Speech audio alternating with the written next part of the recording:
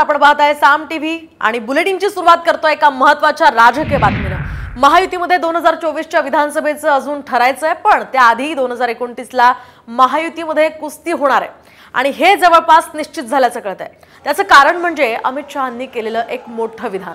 2029ला एकट्या भाजपच्या जीवावर सरकार आणायचंय असं विधान मुंबईतल्या कार्यकर्ता मेळाव्यामध्ये अमित शहांनी केलंय। महाराष्ट्राची निवडणूक देशाची दिशा आणि दशा बदलते असंही मोठं विधान त्यांनी केलंय। नेमकं काय म्हटलंय ते आपण पाहूयात। 2029 मध्ये एकट्या भाजपच्या जीवावर सरकार आणायचंय। महाराष्ट्राची निवडणूक देशाच्या राजकारणाची दिशा आणि दशा बदलेल।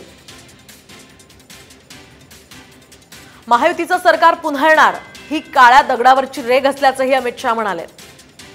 तर कार्यकर्त्यांनी निराशा झटकून आता कामाला लागा अशाही सूचना त्यांनी केल्यात। कोणत्याही सर्वेचा विचार करू नका असाही एक सल्ला त्यांनी दिला।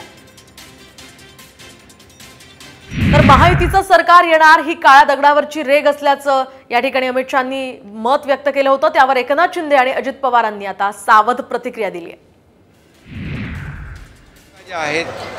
या निवडणुकांमध्ये आम्ही गेले 2-2.25 वर्षामध्ये जे केले विकासाचे प्रकल्प केले, जो काही पायाभूत सुविधा निर्माण करून दिल्यात आणि म्हणून याची पोचपावती या महाराष्ट्रातली जनता, माझ्या लाडक्या बहिणी असतील, लाडके भाऊ असतील, लाडके शेतकरी असतील, लाडके ज्येष्ठ असतील, हे सर्वजण येत्या या निवडणुकीमध्ये त्याच्या कामाची पोचपावती आमच्या देतील आणि महायुती प्रचंड मताधिक्याने बहुमताने या ठिकाणी पुन्हा सत्तेत येईल।